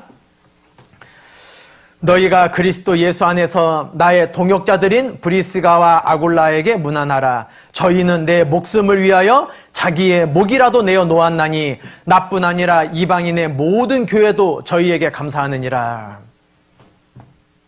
이 브리스가와 아굴라가 사도 바울을 위해서 목을 내어놓은 게 아니라 바울이 전하는 복음을 위해서 목을 내놓은 동역자들일 겁니다. 우리 지금 유치부 교사 직분을 감당하고 계시는 우리 형제자매님들, 우리 각자 나의 동역자는 누굴까? 사도 바울에게는 브리스가와 아굴라가 있었습니다. 나는 누가 나의 동역자인가? 여러분 교회 옆에 있는 선생님들 멀리서 찾지 마시고 내 옆에 있는 누가 이 브리스가와 아굴라처럼 자기 목이라도 내어줄 정도로 날 사랑할 자가 있을까? 내가 먼저 그렇게 해줘야 됩니다. 내가 옆에 있는 교사에게 브리스가와 아굴라 같은 내가 부장님에게 브리스가 와굴라 같은, 내가 교회학교 담당 전도인에게 브리스가 와굴라 같은 그러한 동역자가 내가 먼저 돼줄 때 그분이 나의 동역자가 되어줄 겁니다. 왜냐하면 우리나라는 일제강점기 때 독립투사들 보면 그 안중근 의사의 유명한 그 손도장 있지 않습니까? 그 단지 손가락을 끊어내는, 우리나라 독립을 위해서 그 독립단체 조직을 우리가 죽어도 이 독립투사 동지들 나라를 배반하지 말자 막 손가락을 탁 잘라서 막 맹세했습니다. 우리는 손가락 하나를 끊어낸 혈맹이 아니라 십자가의 피, 주님의 피, 그리스도의 사랑으로 하나 된 자들입니다. 이 세상을 죽어도 바꿀 수 없는, 이 세상 그 무엇으로도 끊을 수 없는 그리스도의 사랑에서 아무것도 끊을 수 없는 주님의 사랑으로 하나 된 자들입니다. 주님의 사랑으로. 본이 되기 위해서 필요한 거 네 번째는 사랑입니다. 사랑. 그 방가로 4번의 세 번째 단락입니다. 사랑한다는 것은 무조건 죄까지 용납한다는 것은 아닙니다. 사랑한다고 다 덮어주라 이런 건 아니죠. 사랑한다면 형제의 죄를 지적해야만 합니다. 물론 지혜롭게 지적해야 되겠죠. 디도서에 말씀하고 있는 것처럼 바울은 갈라디아서 6장 1절에서 형제들 사이에 무슨 범죄한 일이 드러나거든 온유한 심령으로, 온유한 심령입니다. 그러한 자를 바로잡으라고 명령하고 있지 않습니까? 참고적으로 잠언을 잠깐 또 넘겨보시죠. 잠언. 예. 책자에는 없는데 잠언 27장 5절입니다. 잠언 27장 5절. 잠언 27장 5절입니다. 면책은 숨은 사랑보다 나으니라. 면책이 무엇입니까? 얼굴을 대면한 자리에서 책망하는 겁니다. 실제 이랬죠, 사도 바울이. 예? 브리스가 아울라가 나를 위해서 목이라도 내어놓았다 아까 말씀하셨지만은 사도 바울이 갈라디아서 2장 11절에서 14절에 보면 그 베드로가 외식할 때 음식으로 면전에서 책망했지 않습니까? 이렇게 면책은 숨은 사랑보다 나으니라. 잘못된 것을 알게 되었을 때 사랑한다면 그걸 고쳐줘야 될 겁니다. 물론 그 사람 온유한 심령으로 고쳐줘야 되겠죠. 어떤 사람이 교사가 이렇게 점심 식사를 같이 하는데 옆에 김가루가 묻었든지 밥알이 뭘 묻었어요. 근데 마주보고 있는 나는 그걸 봤어요. 그 선생님. 근데 같은 동료 교사가 점심시간에. 그리고 점심시간 끝나면 또 수련회도 있고, 점심시간 끝나면 교사 모임도 있고, 점심시간 끝나면 다른 모임 있다고 가정해 보시죠? 근데 나는 봤는데 아무 얘기도 안 해. 그 사랑하는 겁니까? 그 사랑 아닐 겁니다. 꼴 좋다? 아마 그 선생님을 미워할 때 말해주고 싶지 않을 겁니다. 제가 이렇게 말씀드려 죄송한데, 예? 왜 면책은 숨은 사랑보다 낫다는, 그게 꼭 밥풀 묻은 것만 말하겠습니까? 정말 사랑한다면, 왜 숨겨진 허물이 있다라면, 그게 하나님 앞에 죄되는 게 있다면 그거 고치지 않으면 하나님께 은혜 주시지, 하나님은 허리만한 죄라도 있으면 하나님 앞에 설 수 없지 않습니까? 물론 그 죄 때문에 지옥 간다 이런 뜻이 아니라 죄를 갖고 있으면 하나님과의 관계에서 멀어지게 돼 있습니다. 육신의 부모님도 그 부모님께 죄를 지으면, 아무리 사랑하는 학교 친구들도 걔한테 뭔가 내가 걔 몰래 죄를 짓고 있으면, 걔한테 걔 험담을 했다든지 걔 흉을 보고 다녔다면 걔랑 사이가 별로 안 좋아질 수 있지 않습니까? 당연한 이야기입니다. 사람 사이에도 숨은 게 있으면 멀어지는데, 좋았던 관계도 서먹해지는데 하물며 하나님이겠습니까? 그러니까 우리가 정말 사랑하는 동역자라면 그거를 좀 이렇게 사랑한다고 다 용납해 주는 게 아니라 그 온유한 심령으로 그 범죄한 거는, 잘못된 거는 이렇게 좌우로 치우치지 않도록 잡아줘야 된다라는 겁니다. 맨 아래 큰 3번입니다. 본이 되는 교사가 경계해야 될 것, 다음 페이지 넘겨보시죠. 본이 되는 교사가 경계해야 될 것, 첫 번째가 말이라는 겁니다. 언행. 예? 언행. 야고보서 3장 2절입니다. 우리가 다 실수가 많으니 만일 말에 실수가 없는 자면 곧 온전한 사람이라 능히 온 몸도 굴레시우리라. 우리가 말에 있어서 완벽할 수는 없습니다. 그러나 그리스도의 은혜로 우리의 마음과 말을 다스려야 하고, 믿는 자들이 듣고 따라할 만한 본이 되도록 노력하여야 합니다. 입에서 나오는 말뿐 아니라 말을 하는 태도도 항상 유념해야 합니다. 말이 그만큼 중요한 이유는 우리 입에서 나오는 말이 곧 우리들 자신이기 때문입니다. 예수님께서는 우리 입에서 나오는 모든 것들은 마음에서 나오는 것이라고 말씀하셨습니다. 마태복음 15장 18절에 입에서 나오는 것들은 마음에서 나오나니 이것이야말로 사람을 더럽게 하느니라 말씀하셨지 않습니까? 우리 입에서 나오는 말들은 우리 마음속을 반영해주고 있다라는 겁니다. 우리들의 입에서 나오는 말들은 어떠한가 늘 생각하셔야 됩니다. 아이들 앞에서 우리가 어떤 말을 주로 하는가. 두 번째 줄입니다. 우리들의 입에서 나오는 말들이 믿지 않는 자와 믿는 자들이 보았을 때 본이 되고 있는지 생각하셔야 됩니다. 우리들은 새로 맡게 된 학생들과 아이들과 주위에 있는 그리스도인들에게 나의 언행을 본받으라고 할 수 있는지 늘 조심하면서 그렇게 말을 조심해야지, 경계해야지 되겠습니다. 맨 아래 단락입니다. 그 페이지의 맨 아래 단락. 말에서 본이 되는 것뿐만이 아니라 행실에 있어서도 우리는 믿는 자들과 믿지 않는 자들에게 본이 되어야 하겠습니다. 이것은 말을 포함한 모든 행실을 의미합니다. 말이 귀로 듣는 영역에 속한 것이라면 행실은 눈으로 관찰되고 보이는 영역에 속한 것일 겁니다. 아이들, 다음 페이지입니다. 아이들은 보는 대로 따라하게 되어져 있습니다. 자녀를 키워보신 분들은 잘 아시겠지만 자녀들은 부모가 삶 속에서 보여주는 행실을 그대로 따라합니다. 그래서 아이들이 나중에 엄마 말투를 따라하지 않습니까? 그러니까 이 5세, 6세, 7세 키우는 어머님들의 가장 큰 당황되는 게 뭐예요? 이렇게 자매님들이랑 아니면 그 학교 유치원 그 아이들 어머님들 그 학부모회든 이게 어린이집이나 유치원 그 육아기관 버스를 기다렸을 때 이렇게 있을 때 엄마 말투를 곧잘 흉내내지 않습니까? 아이들이. 그러니까 당황될 때 있지 않습니까? 두 번째 줄입니다. 맨 위에도 두 번째 줄. 교사가 성경의 진리를 외치면서 경건하지 않는 행실을 보이는 것을 위선이라고 합니다. 그리고 그 위선적인 가르침은 능력이 없을 겁니다.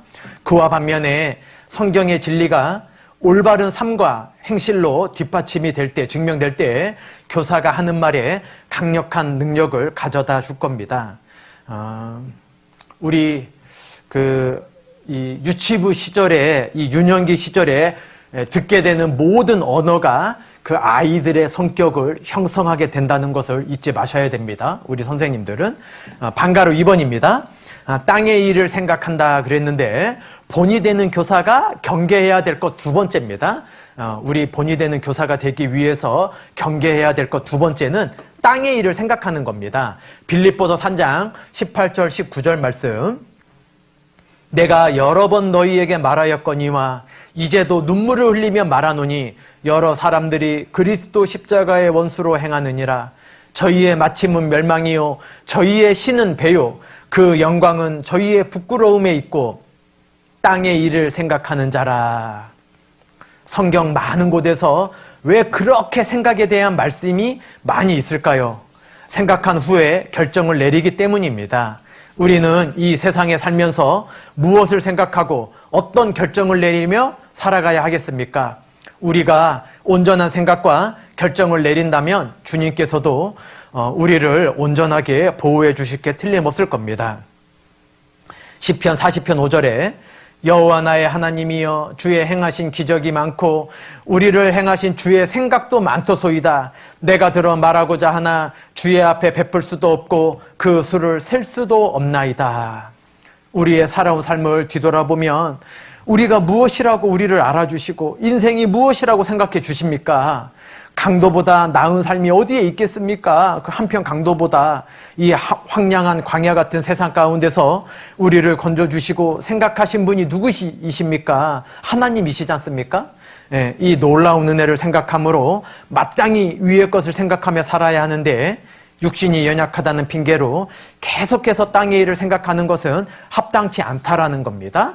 예, 다음 페이지 반가로 3번입니다. 반가로 3번. 교만 그리고 질투라고 했는데 본이 되는 교사가 경계해야 될 것 세 번째입니다. 우리 교사가 경계해야 될 것은 교만한 생각 그리고 다른 교사들을 시기하고 질투하고 육신의 것들을 질투하는 것을 경계해야 된다라는 겁니다. 민수기 16장 2절에서 3절 민수기 16장 2절에서 3절 이스라엘 자손 총회의 택함을 받은 자 곧 회중의 유명한 어떤 족장 250인과 함께 일어나서 모세를 거스리니라. 그들이 모여서 모세와 아론을 거스려 그들에게 이르되 너희가 분수에 지나도다. 회중이 다 각각 거룩하고 여호와께서도 그들 중에 계시거늘 너희가 어찌하여 여호와의 총회 위에 스스로 높이느냐. 이 모세와 아론을 거스리는 게 이 고라 당을 지어서 거스렸던 유명한 사건들이죠. 그 밑에 단락 설명되는 부분 보시겠습니다. 마귀는 교만한 사람들의 마음속에 하나님께서 주신 질서보다는 많은 사람의 동의를 얻는 것이 중요하고 독단적인 결정보다 전체를 생각하는 것처럼 평등 사상을 넣어주어서 하나님께서 정하신 질서만이 아니라 본인 생각도 합리적이라는 생각을 넣어서 그로 인해 질투심과 교만을 자극해서 하나님의 정하신 질서를 거스르게 합니다. 고라와 함께 많은 사람들이 모여서 이거 다수결 원칙인 거죠. 많은 사람들이 모여서 모세와 아론을 거스리는 편에 섰습니다. 순종하는 삶이 아니라 거스리는 편에 서게 된 원인이 무엇입니까? 질투한 겁니다. 그 레위 직분이 얼마나 소중합니까? 하나님을 섬기는 일이. 그런데 모세와 아론이 시기 난 겁니다. 질투난 겁니다. 진짜 우리 선생님들께서 경계해야 될 것 중에 하나가 이 교만한 마음과 질투하는 마음입니다. 시편 106편 16절에서 18절 저희가 지내서 모세와 여호와의 성도 아론을 질투하며 땅이 갈라져 다단을 삼키며 아비람의 당을 덮였으며 불이 그 당 중에 붙으며 화염이 악인을 살랐도다. 이 고라 다단 아비람과 함께 막 우부에 떨어졌지 않습니까? 고라당 속에 질투 교만이 있었습니다. 질투 교만의 결과 하나님께서 세운 권세를 거스린 겁니다. 거스리는 자들은 구별된 무리 안에서 또 다른 무리, 즉 당을 만들게 됩니다. 요즘 부장이 좀 이상하지 않아요? 요즘 우리 교회학교 전도사님, 좀 전에 있었던 전도사님은 너무 따뜻하고 좋았는데 새로운 전도사님 너무 원칙적이지 않아요? 불만이 생기잖아요? 그 불만을 자기가 막 질서 가운데 있는 부장님을 판단하고 전도사님을 판단하고 꼭 그 높낮이 말하는 거 아닙니다. 교회 내에 높낮이가 어디 있습니까? 그러나 하나님께서 허락하신 직분의 위치는 있지 않습니까? 역으로 생각해서 7세 아이가 만약에 선생님도 교회에 빠지는데 저도 교회 안 나와도 되잖아요. 이렇게 말하면 그래 선생님도 1년 52주 늘 출석한 거 아니니까 너도 몇 주 빠져도 된단다. 이렇게 말해야 되겠습니까? 그거 합당치 않다고 말해줘야 되지 않습니까? 그런 것처럼 맡겨진 위치가 있지 않습니까? 학생은 선생님을 함부로 힐난하면 안 됩니다. 선생님이 부득불한 사정으로 빠진 한이 있어도 아이들에게는 빠지지 말라고 말씀하는 게 선생님의 위치입니다.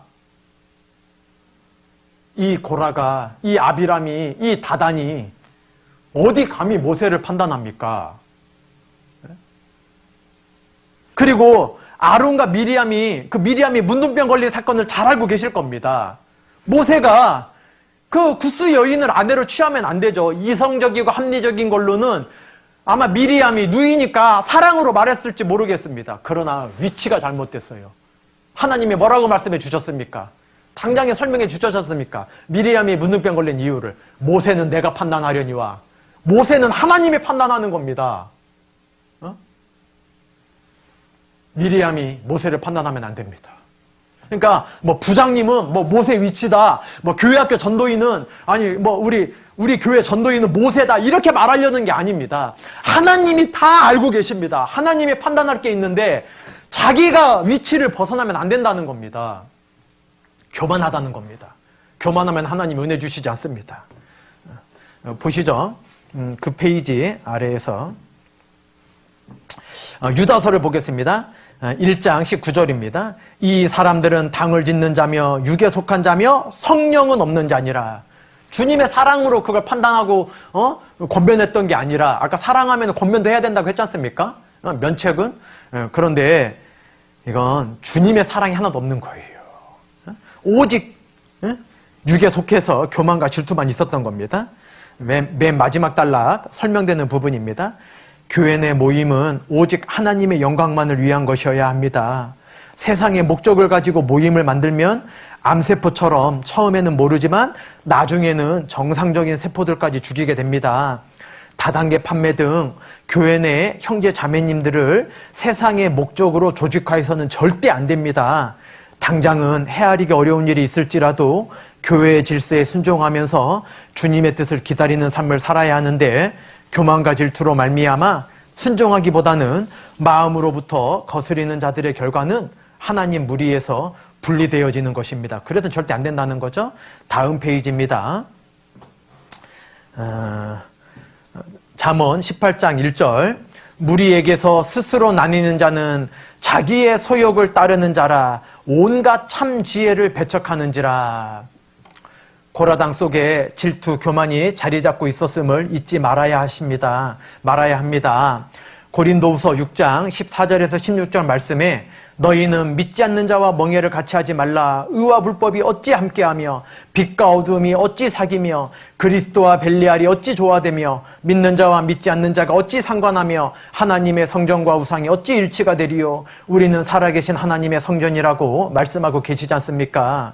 우리는 하여튼 세상적인 기준, 세상적인 시기를 내려놓고 주님 안에 허락되어진 거를 잘 조심하게 받아들여야 될 겁니다. 잠언 16장 18절 19절입니다. 교만은 패망의 선봉이요 거만한 마음은 넘어짐의 앞잡이니라. 겸손한 자와 함께하여 마음을 낮추는 것이 교만한 자와 함께하여 탈취물을 나누는 것보다 나으니라. 현재의 위치를 주신 하나님의 은혜를 망각하고 분수를 잊어버리면 안 되겠습니다. 지족하는 마음이 없으면 분수를 넘어서는 지나침이 나오게 되어져 있는 겁니다. 지나치면 안 된다는 거죠. 밑에 민수기 16장 7절 10절까지입니다. 책자. 내일 여호와 앞에서 그 향로에 불을 담고 그 위에 향을 두라. 그때 여호와의 택하신 자는 거룩하게 되리라. 레위 자손들아 너희가 너무 분수에 지나치느니라. 분수 지나치면 안 된다 그랬죠. 8절. 모세가 또 고라에게 이르되 너희 레위 자손들아 들으라. 이스라엘의 하나님이 이스라엘 회중에서 너희를 구별하여 자기에게 가까이 하게 하사 여호와의 성막에서 봉사하게 하시며 회중 앞에 서서 그들을 대신하여 섬기게 하심이 너희에게 작은 일이겠느냐. 하나님이 너와 내 모든 형제 레위 자손으로 너와 함께 가까이 오게 하신 것이 작은 일이 아니오늘 너희가 오히려 제사장의 직분을 구하느냐.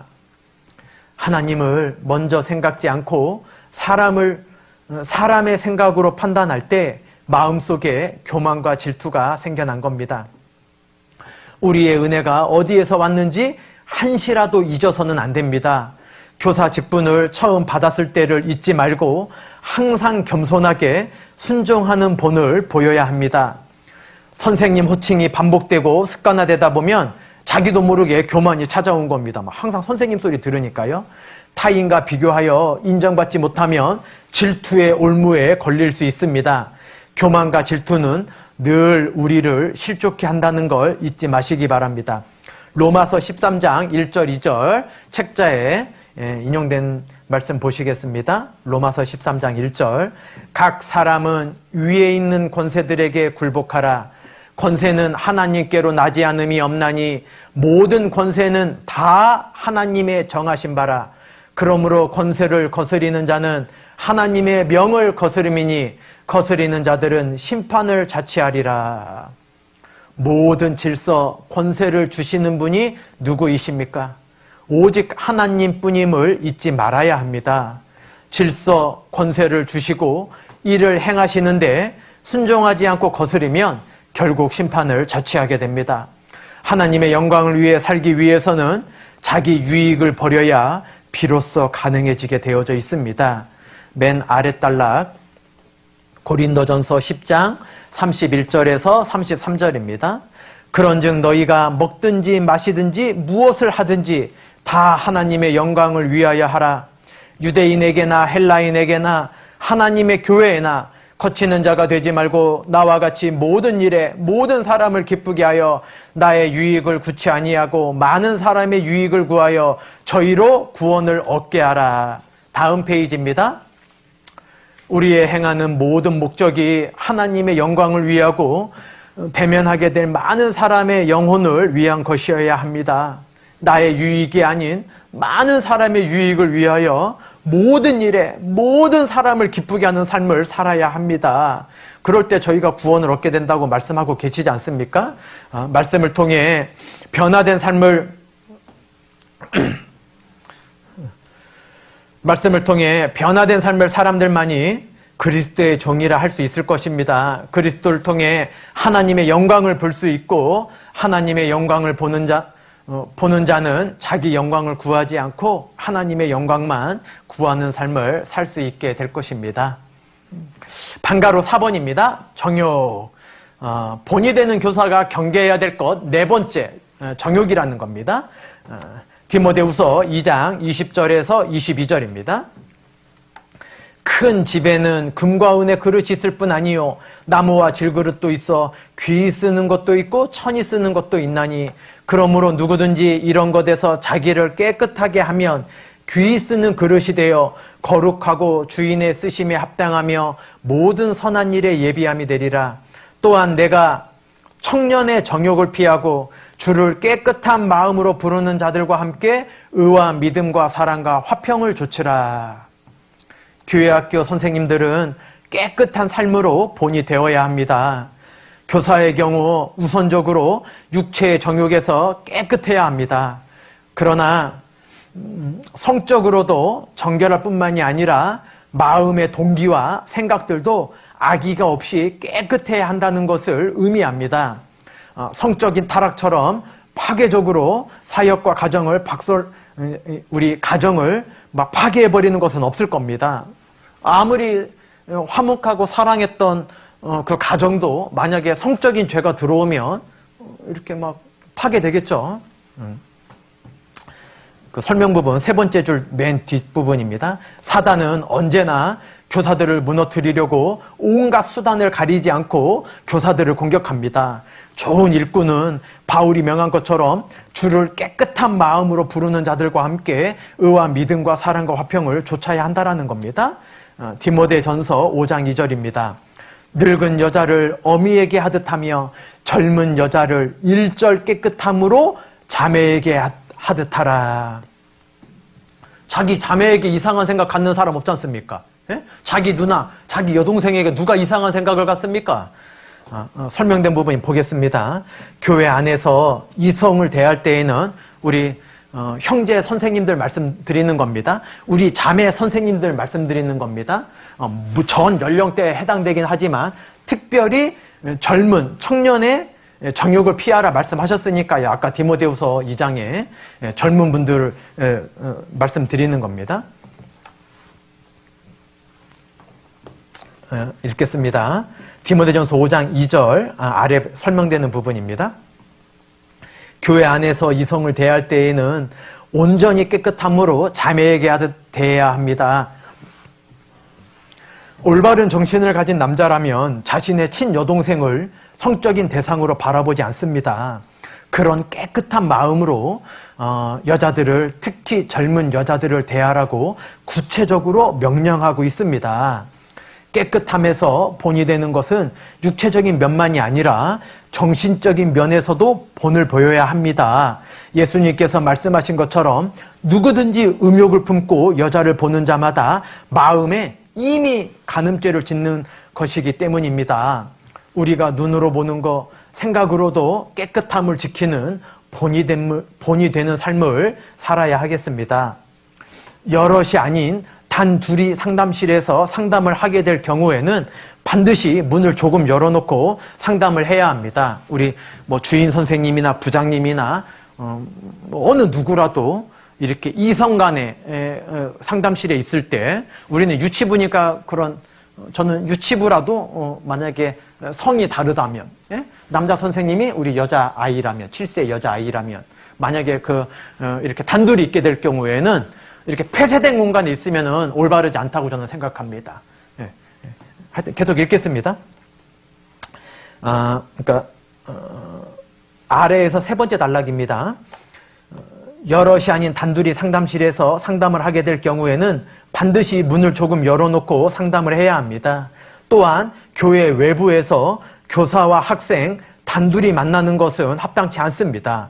청년의 정욕을 피하고 깨끗한 행실로 경건한 삶의 본을 보여야 하겠습니다. 교제하기 위해서 누가 신앙적인 교제하기 위해서죠. 당연히 처음에는. 그런데 단둘이 커피숍에 가고 형제님과 자매님께서, 형제 선생님과 자매 선생님께서, 그죠? 그리고 지금 우리 유치부지만 나중에 꼭 유치부만 주님 오실 때까지 할 수는 없죠.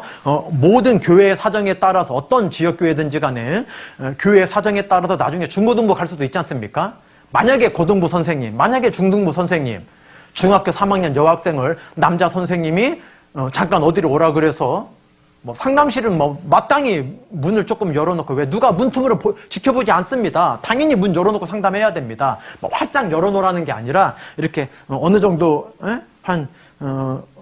이렇게 간격을 문을 열어놓으면 안에서 상담하시는구나. 왜 서로 말하는 거예요. 학생이 말을 하든 선생님께서 말씀을 하시든 서로 이렇게 대화를 할 거 아니겠습니까? 상담을 하실 때 문 조금 열어놓고 하셔야 됩니다. 이성 간에는 어떤 연령이라도.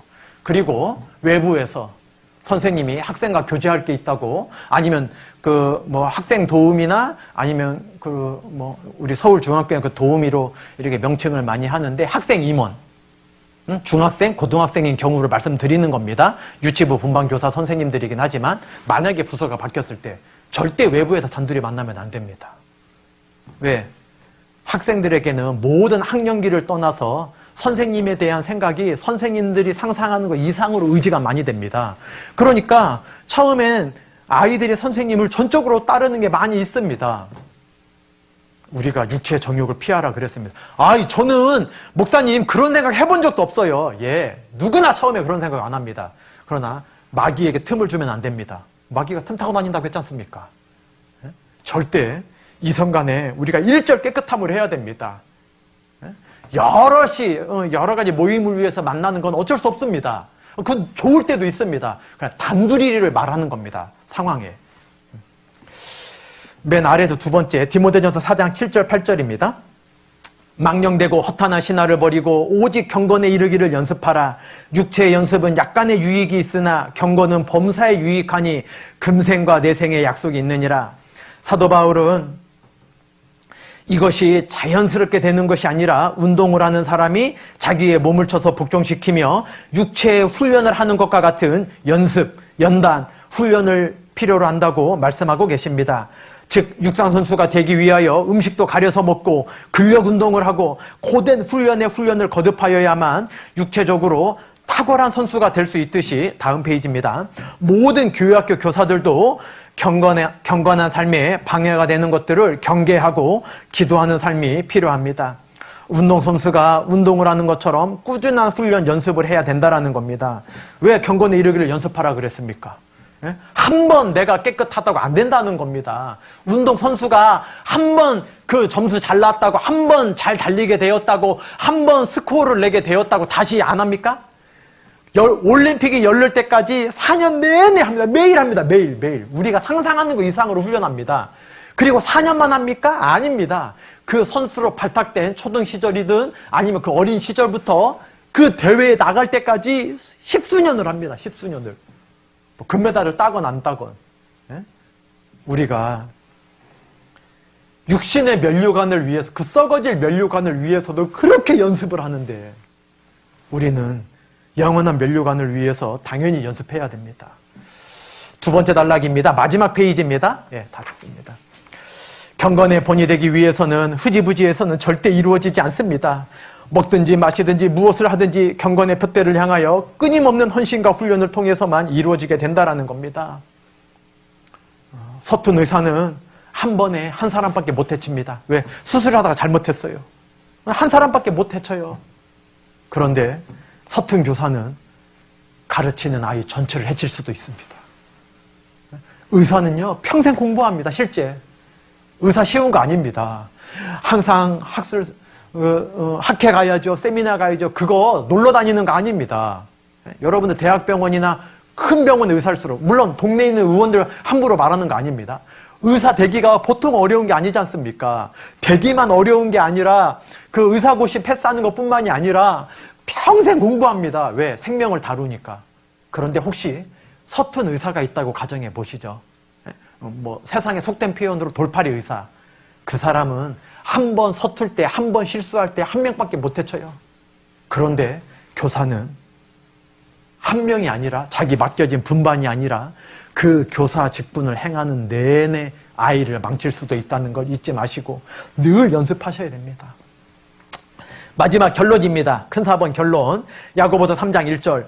내 형제들아, 너희는 선생된 우리가 더 큰 심판받을 줄을 알고 많이 선생되지 말라. 이 말씀은 선생님을 격하시키는 것이거나 선생님이 되지 말라는 의미가 아닙니다. 우리를 충성되이 여겨 직분을 맡겨주신 주님의 은혜를 생각해서 이왕의 교사가 되려면 영향력 있고 학생들의 변화를 이끌어내는 열정적인 교사가 되라는 것입니다. 학생은 훌륭한 교사를 필요로 하고 있습니다. 우리는 훌륭한 선생님들이 되어야 합니다. 우리는 있어도 되고 없어도 되는 그러한 교사가 되어서는 안 됩니다. 우리는 교사로서 부름을 받은 사람들입니다. 우리는 늘 교사의 직분을 잘 감당할 수 있도록 교사의 사명과 역할을 되새겨야 합니다. 정말 나에게 필요한 항목은 무엇일까? 왜 그렇게 생각하는가? 어떻게 발전시켜 나아갈 수 있는가? 이러한 질문들을 스스로에게 끊임없이 하셔야 됩니다. 맨 마지막 단락입니다. 궁극적으로 우리의 본은 예수님을 닮아가는 것입니다. 바울이 고린도전서 4장 16절에서 너희는 나를 본받는 자가 되라고 명하셨습니다. 그리고 고린도전서 11장 1절에 그것의 의미를 더욱 정확하게 표현하며 내가 그리스도를 본받은 자 된 것 같이 너희는 나를 본받은 자가 되라 명하고 계십니다. 모든 교회학교 교사들이 바울처럼 예수를 본받는 것에 있어 전심전력하면 본이 되는 삶을 살 수 있도록 함께 기도하는 우리 유치부 분반 선생님들이 되셔야 되겠습니다. 우리 교회학교 교육은 앞으로 우리 5세, 6세, 7세 아이들이 평생 교육을, 왜 평생 교육이라고 하지 않습니까? 모든 교육의 모체가 된다는 것을 잊지 말고 교회학교 교육이 앞으로 우리 아이들이 평생 배워야 될 모든 가르침의 밑바탕이 되는 교육입니다. 가장 중요한 교육이 우리 5세, 6세, 7세의 교회학교 교육입니다. 그 책임감을 가지고 최선을 다해 주시기를, 우리 서로 동역해 나가기를 함께 기도해야 되겠습니다. 기도하시겠습니다. 하나님 감사합니다. 저희들이 너무나 연약하고 부족한 믿음을 갖고 있지만 하나님의 이 도우심 안에서 주님 머리로 계신 교회 안에 마디와 힘줄로 공급받으며 연합해서 자라나가고 있습니다. 특별히 이 유치부 아이들 성장해 나가면서 주님을 더더욱 사랑하고 교회를 사랑하고 교회 학교를 사랑하는 아이로 자라다가 초등부에 가서 한 명도 빠짐없이 꼭 구원을 받고 그리고 더 자라서 하나님의 일꾼이 되는 훌륭한 주의 자녀가 될 수 있도록 도와주시기를 간절히 부탁드리며 저희를 사랑하시고 늘 은혜 베풀어 주시는 우리 주 예수 그리스도의 이름으로 기도드렸습니다. 아멘. 네, 수고 많으셨습니다.